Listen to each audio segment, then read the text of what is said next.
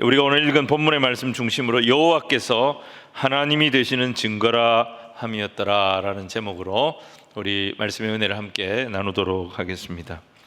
여러분, 오늘 본문 22장은 요단 동편 땅을 이미 기업으로 받았던 르우벤 지파, 갓 지파, 므낫세 절반 지파가 가나안 정복 전쟁에 합류하기 위해서 요단강 넘어왔습니다. 그래서 7년을 함께 전쟁을 했습니다. 이 전쟁이 다 끝이 나고 분배가 다 끝이 나고 이제 이들이 자기 땅으로 돌아가는 그 내용이 22장의 내용입니다. 이 사람들은 모세와 했던 약속, 또 여호수아와 맺은 약속을 다 지켰습니다. 그래서 여호수아는 너무 고마운 거예요. 왜냐하면 요단 서편에 아무 지분도 없습니다. 이들이 그렇게 목숨 걸고 싸운들 이들에게 돌아갈 것이 없었습니다. 근데 전심으로 이 전쟁에 참여해 준 이들을 축복합니다. 축복하며 이제 보내죠. 사실 이 전쟁에서 동기부여가 가장 어려운 지파들이 바로 이 세 지파였을 것입니다.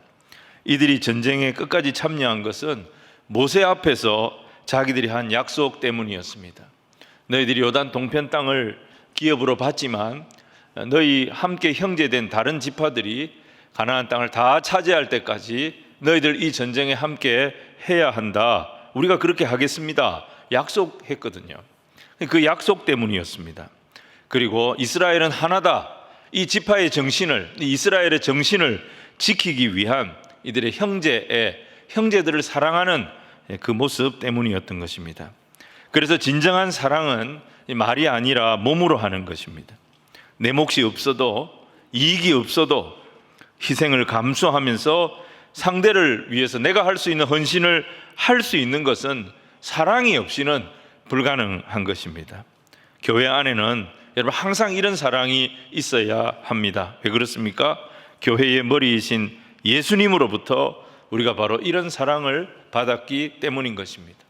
아무 이해관계가 없습니다. 예수님 우리를 위해 희생하신다고 얻는 것이 없습니다.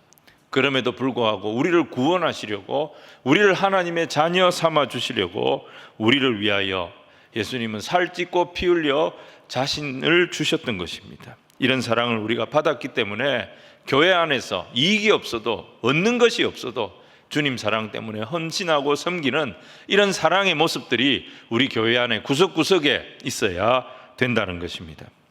요단 동편 사람들이 이 전쟁에 동참한 것은 진짜 귀한 것이었습니다. 전쟁을 하는 동안에 자기 가족 생각이 안 났겠습니까? 전쟁이 장기전으로 흐르고 있는데 이러다가는 내 식구들 영원히 못 볼 줄도 모르겠다, 이런 생각이 안 들었겠습니까? 그래서 그걸 다 참고 이 7년 전쟁에 끝까지 참여해 준 이 세 지파 용사들에게 여호수아는 전심을 다해서 축복하고 또 그들이 수고한 모든 것을 이스라엘 지파들 앞에서 인정해 주는 정말 훈훈하고 감동적인 그런 모습이 오늘 본문에 나타납니다. 이제 이들이 떠납니다. 요단 동편으로 돌아갑니다.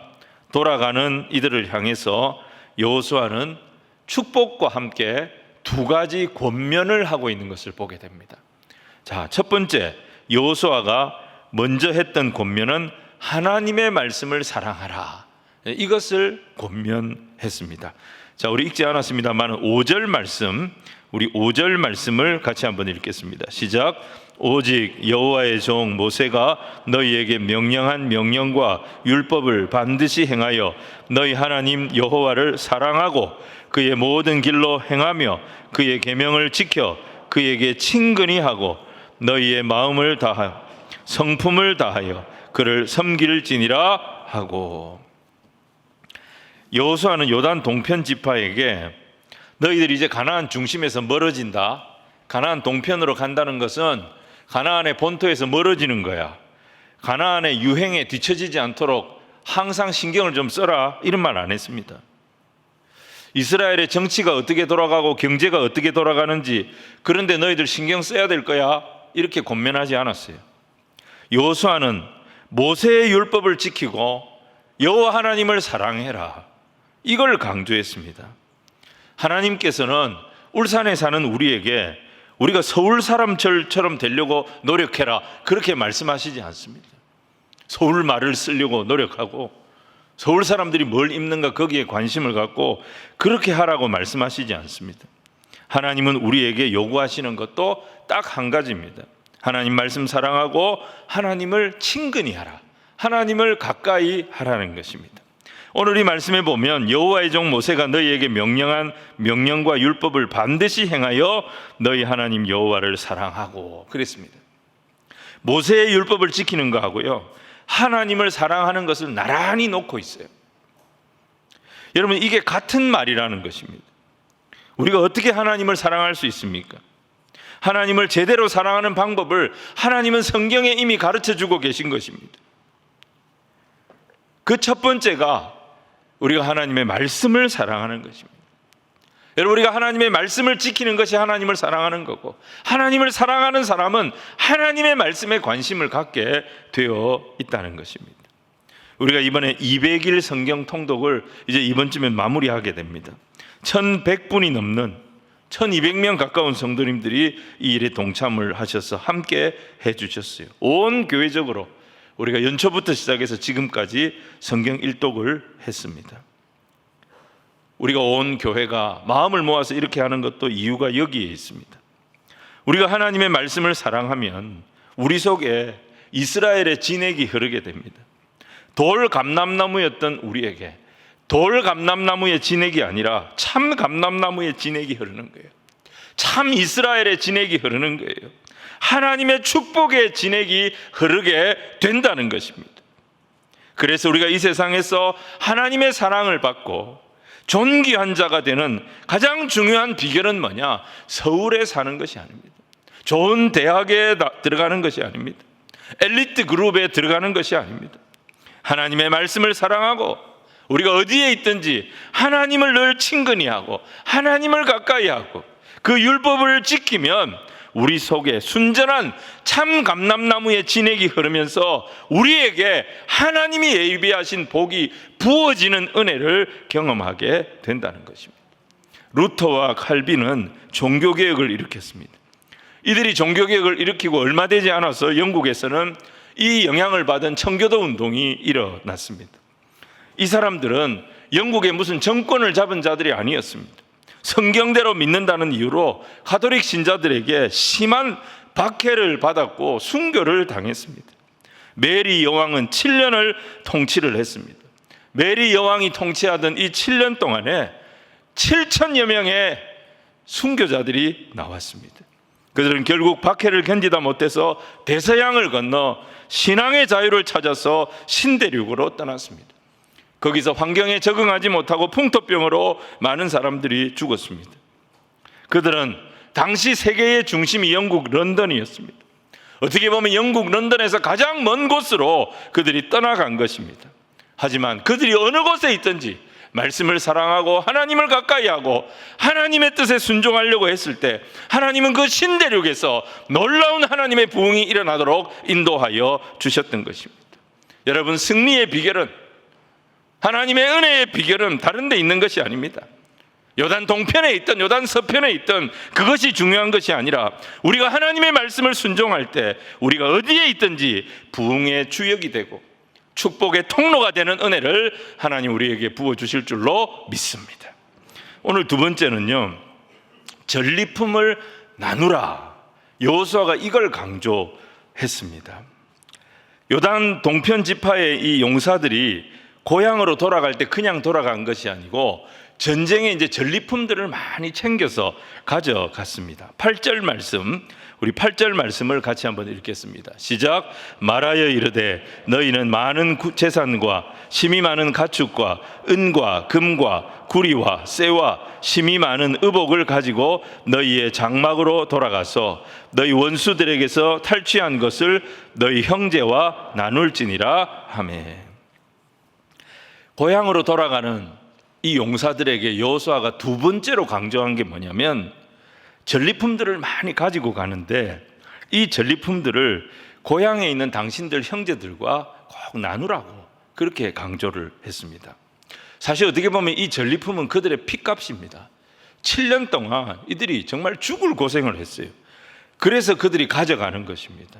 그런데 여호수아는 이 피 같은 전리품들을 아무것도 한 것이 없는 사람들과 나누라고 명령하는 것입니다. 이게 말이 됩니까?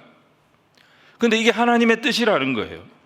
여러분, 민수기 31장을 보시면 이스라엘 백성들이 전쟁에서 승리했을 때 그들이 얻은 전리품을 어떻게 분배해야 되는가 하나님이 원칙을 정해 주셨어요. 25절로 28절 말씀인데 같이 한번 읽겠습니다. 시작. 여호와께서 모세에게 말씀하여 이르시되 너는 제사장 엘르아살과 회중의 수령들과 더불어 이 사로잡은 사람들과 짐승들을 계수하고 그 얻은 물건을 반분하여 그 절반은 전쟁에 나갔던 군인들에게 주고 절반은 회중에게 주고 전쟁에 나갔던 군인들은 사람이나 소나 낙이나 양떼의 500분의 1을 여호와께 드릴지니라. 여러분, 전쟁에서 목숨 걸고 싸워가지고 이겼어요. 그래서 전리품을 챙긴 겁니다. 그런데 하나님 뭐라고 하십니까? 너희가 취한 전리품을 반분하라는 거예요. 반으로 딱 나누라는 거예요. 그래서 절반은 전쟁에 참여했던 군인들이 가져가고 나머지 절반은 전쟁에 전혀 참여하지 않았던 일반 회중들에게 나눠주라는 거예요. 여러분, 이게 합리적인 계산법입니까? 여러분, 이 이해가 되지 않는 계산 방식이 하나님의 계산 방식이라는 것을 우리는 기억해야 됩니다. 우리가 여기서 알아야 될 것이 뭐냐면 하나님의 계산 방식은 우리의 계산 방식하고 좀 다르다는 거예요. 하나님의 계산 방식은 항상 우리의 생각을 뛰어넘는다는 것을 알아야 하는 것입니다. 우리에게는 우리에게 익숙한 계산 방식이 있습니다. 수고한 만큼 가져가는 것입니다. 노력한 만큼 가져가는 것입니다. 근데 하나님은 너는 네가 필요한 만큼만 가져가면 되잖아, 이 말이에요. 네가 필요한 만큼 가졌으니까 너는 됐고, 네가 수고한 그것 가지고 부족한 사람들이 있다. 그 부족한 사람들의 필요를 채워주는데 나누어 쓰라는 것입니다. 그러면서 하나님 뭐라고 하세요? 하나님의 몫에 대해서도 말씀하시잖아요. 하나님의 몫이 몇 분의 1입니까? 10분의 1이 아니에요. 몇 분의 1이요? 500분의 1이에요. 500분의 1. 여러분, 이것은 상징적인 요구예요. 하나님은 필요 없다는 거예요. 하나님은 괜찮다는 거예요. 상징적인 요구예요. 사무엘상 30장 보시면 다윗이 이 정신을 그대로 지킨 사람입니다. 다윗은 사무엘상 30장을 보시면 사울을 피해가지고 아기스 왕, 블레셋 왕 아기스에게 망명을 갔습니다. 아기스의 군대가 됩니다. 근데 아기스의 군대가 이스라엘 군대와 사울의 군대와 전쟁을 하게 됐어요. 자기 동족과 전쟁하는데 나가야 되는 거예요, 다윗이. 근데 하나님께서 은혜를 주셔서 그 전쟁에 참여하지 않게 됐어요. 그래서 자기 공동체, 자기 가족들이 있는 시글락 공동체로 돌아옵니다. 근데 돌아와 보니까 어떻게 돼 있습니까? 아말렉 사람들이 이 시글락 공동체를 쳐가지고 온 공동체를 불치르고 사람은 다 잡아간 거예요. 다윗의 아내들, 자식들 전부 다 사로잡혀 간 거예요. 다윗과 함께 했던 이들 가족들 다 붙들려 간 거예요. 모두가 망연자실 울고 있었습니다. 그때 이들은 격앙되어져 가지고 다윗을 죽이려고까지 했습니다. 하나님 다윗에게 지혜를 주셔서 600명의 이 용사들을 데리고 아말렉 사람들을 뒤쫓아가게 하셨습니다. 근데 부솔 시내까지 갔는데 200명의 용사들이 지쳐서 우리는 더 이상 못 가겠다는 것입니다. 그래서 이 200명은 부솔 시내가에 두고 나머지 400명 데리고 쫓아갑니다. 가다가 아말렉 소년을 만납니다. 이 소년은 아말렉 군인들이 버리고 간 소년이었습니다. 이 친구를 도와줬는데 이 친구가 정보를 줍니다. 그래서 적들을 쫓아가서 빼앗겼던 거 다 도로 찾았고 아말렉 사람들의 재산까지 전리품으로 다 챙겼습니다.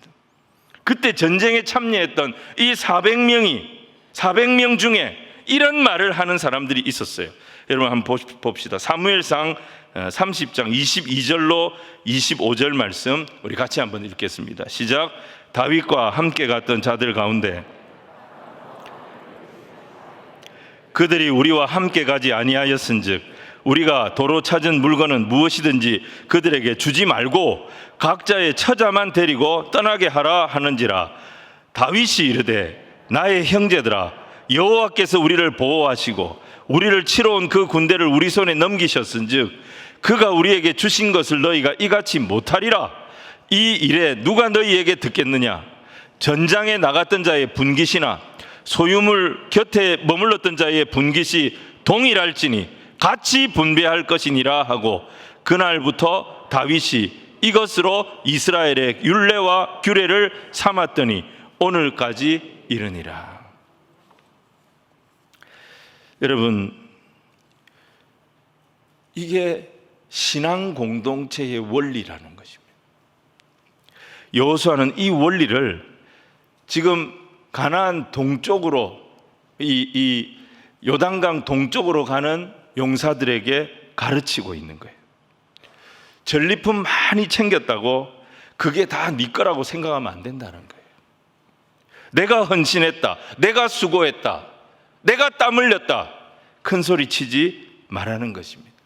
하나님이 7년 동안 너희를 지켜주셨고 너희의 가족들이 너희를 위해서 기도했다는 것, 그들의 기도, 하나님의 은혜를 잊어서는 안 된다는 것입니다. 우리도 마찬가지입니다. 사랑하는 여러분, 우리가 이 세상을 살면서 한 게 뭐가 있습니까? 예수님께서 우리에게 베풀어 주신 은혜로 여기까지 온 것입니다. 그런데 우리에게 은혜 주신 예수님은 뭐라고 말씀하십니까? 마가복음 10장 45절 보면 인자에 온 것은 섬김을 받으려 함이 아니라 도리어 섬기려 하고 자기 목숨을 많은 사람의 대속물로 주려 함이라고 말씀하셨습니다. 예수님은 우리를 위해 모든 것을 다 주셨습니다. 우리의 구원을 위해 자기 자신을 내어 주셨습니다. 그런데 예수님은 우리에게 어떤 대접도 기대하시지 않는다는 것입니다. 우리의 연약함을 보시고, 우리의 결핍을 보시고, 우리의 필요를 보시고, 우리의 약함을 보시고, 자기 피로 우리를 구속하시고 우리를 채워주신 그 주님이 우리에게 어떤 것도 기대하시지 않는다는 것입니다. 여러분, 이것이 하나님 나라의 정신이고 복음의 정신임을 우리가 알아야 합니다. 여러분, 이 은혜를 입은 우리는 과연 이런 삶을 살 수 있을까요? 쉽지 않죠. 불가능할 것 같죠. 근데 여러분, 다윗을 한번 보십시오. 사무엘상 30장 26절 이후를 보면 다윗이 그냥 그 부솔 시내가에 있었던 200명한테만 전리품을 나눠준 게 아니에요. 자, 우리 그 26절 이후 우리 한번 31절까지 같이 한번 읽겠습니다. 시작. 다윗이 시글락에 이르러 전리품을 그의 친구 유다 장로들에게 보내어 이르되 보라, 여호와의 원수에게서 탈취한 것을 너희에게 선사하노라 하고 베델에 있는 자와 남방 라못에 있는 자와 얏딜에 있는 자와 아로엘에 있는 자와 신못에 있는 자와 에스드모아에 있는 자와 라갈에 있는 자와 여라무엘 사람의 성읍들에 있는 자와 겜 사람의 성읍들에 있는 자와 홀마에 있는 자와 고라산에 있는 자와 마닥에 있는 자와 헤브론에 있는 자에게와 다윗과 그의 사람들이 왕래하던 모든 곳에 보내었더라. 여러분, 다윗이 이런 사람이에요.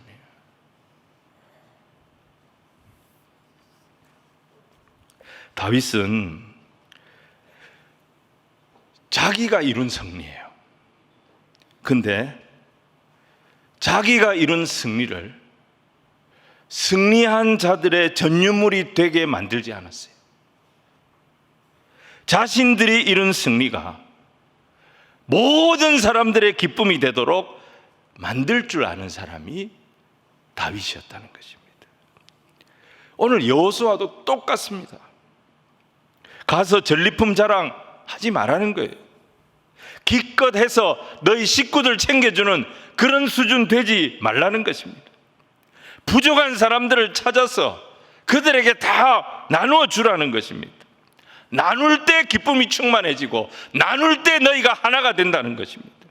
사랑하는 여러분, 우리도 할 수 있는 대로 하나님이 주신 은혜를 나눌 수 있는 공동체가 되기를 주님 이름으로 축원을 드립니다. 내가 나누어야 할 사람이 누군가 생각을 해야 합니다. 내가 나누어야 할 기도의 대상자가 누군가 생각을 해야 됩니다. 내가 받은 이 복음을, 내가 받은 이 사랑을 나는 누구와 함께 나눌 것인가? 여러분, 이 말씀을 통해 받은 은혜를, 받은 사랑을, 받은 긍휼을 계속 계속 흘려보내기를 기뻐하는 우리 모두가 되기를 주님 이름으로 축원을 드립니다. 오늘 마지막 세 번째는 하나님 공동체에 심각한 오해가 생기고 있는 것을 보게 됩니다. 고향으로 돌아가던 이 사람들이 걱정이 생겼어요. 갑자기. 자, 이 걱정이 뭐냐? 이 사람들이 요단강을 딱 건너려고 이제 보니까 요단강은 협곡입니다. 협곡. 골짜기가 굉장히 깊습니다. 그래서 이 건너기가 만만치가 않고 통행하기가 여간 불편한 것이 아닙니다. 그래서 가만히 생각해 보니까 우리야 지금 동편에 가족들이 있으니까 건너가지, 한번 건너가면 다시 오기가 쉽지 않겠다, 이런 생각을 하게 된 겁니다. 우리가 이렇게 통행이 서로 힘들어지면, 요단 동편에 있는 지파들과 요단 서편에 있는 지파들 사이에 이렇게 교통이 힘들어지면 아마 앞으로는 이 요단강을 기준으로 이스라엘이 둘로 나누어지지 않겠나, 동이스라엘과 서이스라엘로 나누어지지 않을까, 이 사람들이 걱정을 하기 시작한 거예요.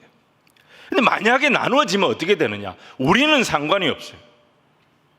자기들은 같이 전쟁을 했기 때문에 서로의 수고와 희생을 이해를 한다, 이 말이에요. 근데 다음 세대는, 자녀 세대는, 그 다음 세대는 모른다는 것입니다. 요단 동쪽에 살게 될 자기 자신들의 후손들을 생각한 겁니다. 이들이 저 본토에 사는 이스라엘 지파들의 후손들에게 같은 이스라엘 백성으로 혹시 인정을 받지 못하지는 않을까? 마치 모압 사람들이나 암몬 사람들처럼 우리 후손들이 이스라엘 백성들에게 이방인 취급을 당하지는 않을까? 이걸 걱정하기 시작했던 것입니다. 그래서 이들이 요단 서쪽 언덕에다가 큰 단을 쌓았던 것이죠. 사실 이거는 아무 쓸데없는 걱정이었습니다. 여호수아가 분명히 그들에게 뭐라고 말했습니까? 하나님 말씀 잘 지키고 하나님을 가까이 하고 하나님을 사랑하면 하나님께서 너희가 어디에 있든지 너희를 지키시고 인도하여 주신다고 분명히 그들에게 전달을 했습니다. 그런데 요단 동편 사람들은 여호수아의 축복 그것만 가지고는 안심이 안 됐던 것입니다. 그래서 단을 쌓았던 거예요. 이 단이 증거가 되기를, 우리가 요단 서편 사람들을 위해서 무슨 일을 어떻게 했는지 그 기념이 되기를, 그래서 이들이 우리의 수고를 알아주기를, 이들의 후손들이 우리 후손들을 인정해 주기를 기대하는 마음으로 단을 쌓았던 것입니다. 그런데 이 단이 화근이 되잖아요. 이 단이 이제 문제의 소지가 되잖아요. 요단 서편 사람들은 단을 쌓았다는 얘기에 극도로 예민하게 반응을 합니다. 이들이 하나님을 버리고 다른 신을 섬기려 한다고 보았던 것입니다. 한쪽은 자기 후손들이 염려가 돼가지고 벌인 일인데, 다른 한쪽은 이걸 우상 숭배로 오해를 했던 것입니다. 서로 모여가지고 야, 우리에게 이런 걱정이 있는데 이거 어떻게 하면 좋을까? 한번 물어봤더라면, 한번 의논을 했더라면 전혀 문제될 것이 없는 일이었습니다. 교회 안에서도 마찬가지입니다. 미리 의논만 했더라면 얼마든지 해결할 수 있는 간단한 일인데 그냥 자기 혼자 해버린 거예요. 몇몇 사람이 그냥 처리해버린 거예요. 그래서 그게 나중에 더 큰 문제가 되는 경우가 심심치 않게 있는 것입니다. 그래서 자기 생각을 절대화하는 것을 우리는 조심해야 합니다. 자기 생각을 절대화하는 그것이 스스로 교만해지는 길입니다. 여러분, 우리 사회의 약점이 뭐냐면 이 토론의 문화가 약한 거예요. 소통의 문화가 약한 거예요. 자기와 다른 의견을 잘 용납을 못합니다. 자기 의견이 받아들여지지 않는 것에 상처를 받습니다. 내가 인격적으로 거부당했다고 생각을 합니다. 소통의 문화, 토론의 문화를 우리가 좀 성숙시킬 필요가 있습니다. 지금 한쪽은 이스라엘 12지파의 일원이라는 증거를 남기고 싶은 거예요. 지금 우리가 동쪽으로 가지만 여전히 우리는 이스라엘과 한 식구다, 이 증거를 만들고 싶었던 거예요. 그런데 다른 한쪽은 여호와 하나님을 한 제단에서 예배하는 이 믿음의 순수성이 훼손돼서는 안 된다. 믿음의 순수성, 제단은 하나여야 된다. 이걸 지키려고 했던 것입니다. 둘 중에 누가 문제입니까? 대답 안 하셔도 됩니다. 아무도 문제가 아닙니다. 자기 후손들이 이스라엘 12지파의 일원으로 계속 존중받고 인정받기를 원하는 마음이 뭐가 문제입니까? 이스라엘의 제단은 나누어져서는 안 되고 우리 신앙의 순수성은 언제까지라도 지켜져야 된다. 이게 뭐가 문제입니까?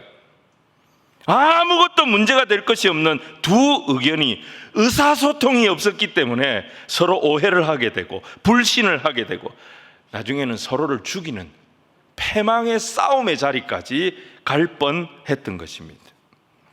하지만 여러분, 이스라엘을 지키시는 이는 여호와 하나님이셨습니다. 하나님의 지혜가 임합니다. 본토 이스라엘 백성들이 요단 동편으로 사람을 보내면 이 너무 잘한 거예요. 사람을 보냈어요. 자, 13절 14절 말씀을 우리 같이 읽겠습니다. 13절 14절 시작. 이스라엘 자손이 제사장 엘르아살의 아들 비느하스를 길르앗 땅으로 보내어 르우벤 자손과 갓 자손과 므낫세 반 지파를 보게 하되 이스라엘 각 지파에서 한 지도자씩 10 지도자들을 그와 함께 하게 하니 그들은 각기 그들의 조상들의 가문의 수령으로서 이스라엘 중에서 천부장들이라. 이 사절단의 대표가 누구였냐면 비느하스였어요. 비느하스는 아론의 손자입니다. 요단 서편 사람들이 왜 이렇게 예민하게 생각하는지 그 이유가 두 가지다. 그걸 요단 동편 사람들에게 알려주고 충고를 했던 겁니다. 하나가 뭐냐? 민수기 25장의 바알 부올 사건. 모압 사람들이 이스라엘 백성들을 저주에 빠뜨리려고 이스라엘 백성들이 지나가는 길에 우상의 제단을 만들었습니다. 그리고 모압 여자들을 시켜서 그들을 유혹하게 했습니다. 이스라엘 백성들이 이 유혹을 이기지 못하고 그들과 범죄합니다. 그리고 그 제단에서 우상의 제물을 같이 먹습니다. 하나님께서 진노하셔서 하루에 24,000명이 전염병으로 죽는 무서운 재앙이 터졌습니다. 이게 얼마 안 됐습니다. 그러니까 제단을 쌓았다는 것에 요단 서편 사람들이 극도로 예민하게 반응할 수밖에 없었던 것이죠. 그리고 또 하나는 뭐냐? 아간의 범죄 사건을 떠올렸습니다. 아간 한 사람이 범죄를 했어요. 욕심으로 물건을 훔쳤습니다. 아간 한 사람이 지은 죄인데 아간만 죽은 것이 아니라 온 이스라엘이 같이 고통을 당했습니다. 한 사람의 죄 때문에 온 이스라엘이 어려움을 당했던 것을 요단 서편 사람들은 생각하고 있었던 것입니다. 그러면서 비느하스는 그래서 너희들이 단을 쌓은 것이 이게 보통 일이 아니다. 그런데 비느하스는 지적만 한 것이 아니고 파격적인 제안을 합니다. 그게 19절 말씀인데요. 이게 22장을 여는 열쇠가 되는 말씀입니다. 자, 우리 19절 말씀을 같이 읽겠습니다. 시작. 그런데 너희의 소유지가 만일 깨끗하지 아니하거든 여호와의 성막이 있는 여호와의 소유지로 건너와 우리 중에서 소유지를 나누어 가질 것이니라. 오직 우리 하나님 여호와의 제단 외에 다른 제단을 쌓음으로 여호와를 거역하지 말며 우리에게도 거역하지 말라. 여러분, 이 말씀을 보면 지금 이들이 왜 단을 쌓았는지 비느하스가 아직 듣지를 못했어요. 왜 요단 서편 사람들이 이렇게 민감하게 반응하는가, 그 설명을 한 거예요. 그리고 바로 제안을 한 겁니다. 무슨 제안을 했느냐? 요단 동편 땅이 마음에 안 드냐? 요단 동편 땅이 마음에 안 들면 여호와의 성막이 있는 요단 서편, 우리가 분배해서 우리가 차지하고 있는 이 땅을 우리가 너희들한테 내어줄게. 고민하지 말고 우리 집은 포기할 테니까, 우리 권리 포기할 테니까 너희들 그 땅이 마음에 안 들면 고민하지 말고 건너오너라. 우리가 이 땅에서 같이 살자. 그 제안을 했던 것입니다. 이때 요단 동편 사람들의 마음이 열리면서 이스라엘이 하나가 됩니다. 그리고 이들이 왜 단을 쌓았는지를 그때부터 설명하기 시작합니다. 이들이 단을 쌓은 것은 다른 신을 섬기려고 만든 것이 아니었습니다. 후일에 우리 자손들이 혹시 이스라엘 백성들로, 당신들의 자녀들로부터 같은 이스라엘 백성들로 인정을 받지 못할까 봐 염려가 돼서 우리가 만들었다고, 우리도 이스라엘 백성이라는 증거를 만들고 싶어서 단을 쌓은 것이라고 설명을 합니다.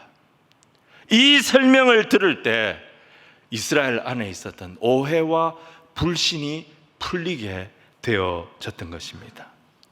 비느하스가 뭐라고 얘기합니까? 31절 우리가 읽었지만 한 번 더 읽겠습니다. 시작. 제사장 엘르아살의 아들 비느하스가 르우벤 자손, 갓 자손과 므낫세의 자손에게 이르되 우리가 오늘 여호와께서 우리 중에 계신 줄을 아노니 이는 너희가 이 죄를 여호와께 범하지 아니하였음이니라.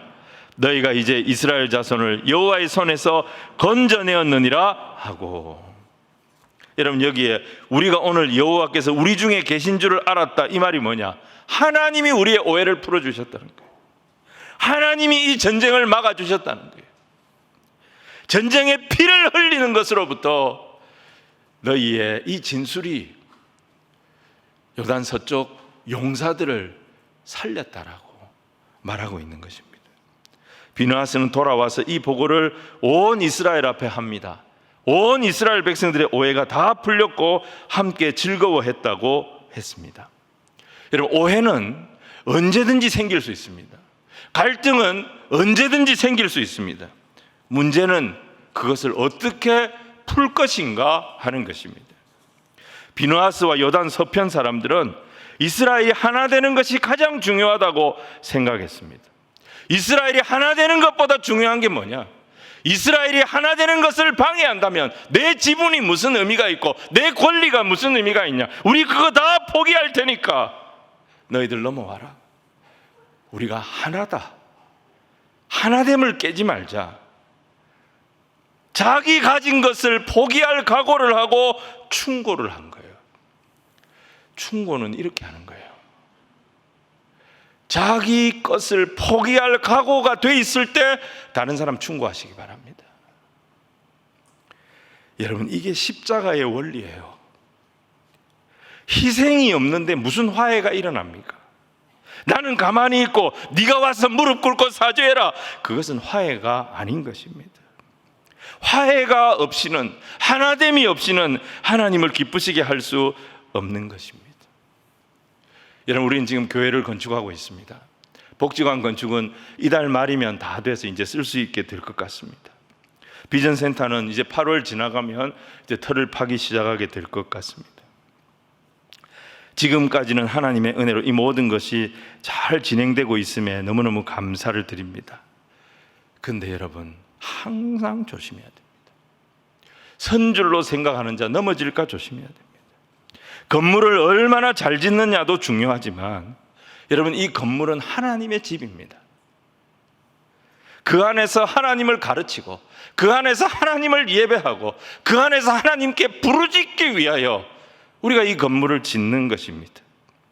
하나님의 집을 지으려면 오해, 불신, 분열 이런 것이 없어야 됩니다. 모두가 하나가 되는 그런 마음의 성전이 우리 안에 먼저 지어져야 할 것입니다. 마음이 하나가 되려면 누군가는 비느하스처럼 희생하려고 하는 사람이 있어야 하는 것입니다.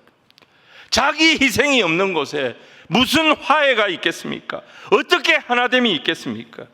우리가 아무리 멋진 건물을 짓는다 하더라도 건물이 하나님을 기쁘시게 할 수는 없는 것입니다. 하나님은 그 건물 안에서 하나 되어져서 하나님을 영화롭게 하고 하나님을 기쁘시게 하고 그 하나님을 알아가고 이 세상에 하나님의 긍휼과 은혜를 흘려보내는 주님의 자녀들의 마음 성전을 통하여 영광을 받으실 줄로 믿습니다. 여러분, 가나안 정복과 땅 분배, 이 어려운 일을 12지파가 다 해냈어요. 은혜와 기쁨이 지금 충만합니다. 세 지파를 요단 동편으로 보내는데 여호수아의 말이 너무너무 아름답습니다. 감동적인 환송식을 마쳤어요. 그런데 여러분, 이 멋진 일을 마무리하고 이 감동적인 환송식을 치르고 난 직후에 마귀가 역사하는 거예요. 사탄이 역사하는 거예요. 어느 순간에 마귀 사탄이 역사할지 모르는 거예요. 생각지도 못했던 오해가 생겼어요. 갈등이 불같이 일어나 버렸어요. 여러분, 신앙생활에 태평성대라고 하는 것은 없습니다. 베드로전서 5장 8절 말씀, 근신하라 깨어라 너희 대적 마귀가 우는 사자같이 두루다니며 삼킬 자를 찾는다 그랬습니다. 우리 이 말씀 항상 기억해야 됩니다. 지금 이스라엘이 그 어느 때보다도 분위기가 좋을 때였어요. 그런데 그때 역사가 마귀 역사가 있습니다. 여러분, 이 마귀의 계략을 어떻게 풀어나갔습니까? 오늘 19절 말씀에 비누아스와 요단 서편 지파의 지도자들은 자기 권리를 포기하지 않습니까? 자기 지분을 내려놓지 않습니까? 우리가 가진 것을 포기하고 내려놓더라도 이스라엘이 하나됨을 살려야 된다, 이 각오를 하고 충고를 했을 때 다시 이스라엘 온 지파에 하나님의 은혜가 함께 흐르게 되면서 사탄의 계략은 무너지고 공동체는 더 견고하고 복된 공동체가 되어졌던 것입니다. 여러분, 우리는 염려하지 말고 하나님의 말씀을 믿어야 합니다. 하나님의 약속의 말씀을 가까이 할 때 하나님의 진액이 우리 안에 흐르기 시작합니다. 여러분, 그 진액 안에는 나눔의 정신이 있습니다. 그 진액 안에는 희생의 정신이 있습니다. 그 진액 안에는 화해의 정신이 있습니다. 거기서 십자가의 은혜가 흘러나옵니다. 그 은혜가 흐르기 시작하면 전쟁도 막아냅니다. 그 은혜가 흐르기 시작하면 이스라엘이 더 견고하게 됩니다. 그 은혜가 흐르기 시작하면 이스라엘이 온 열방을 향한 제사장 지파의 사명을 감당하게 되는 것입니다. 교회가 분열되면 아무것도 못합니다. 오해는 얼마든지 생길 수 있고 갈등은 얼마든지 생길 수 있습니다. 하지만 말씀이 살아있고 은혜가 살아있고 그 현장에 분열이 힘을 쓰지 못하는 것입니다. 우리 교회가 말씀의 진액이 충만한 교회가 되도록 함께 기도하는 저와 여러분이 되기를 원합니다. 그리고 그 말씀에서부터 나눔과 희생과 화해가 흘러나와서 하나님의 은혜가 사단의 모든 권세를 멸하고 부흥과 소망의 문을 여는 우리 교회, 우리 성도들의 삶이 활짝 열리게 되기를 주님 이름으로 축원을 드립니다.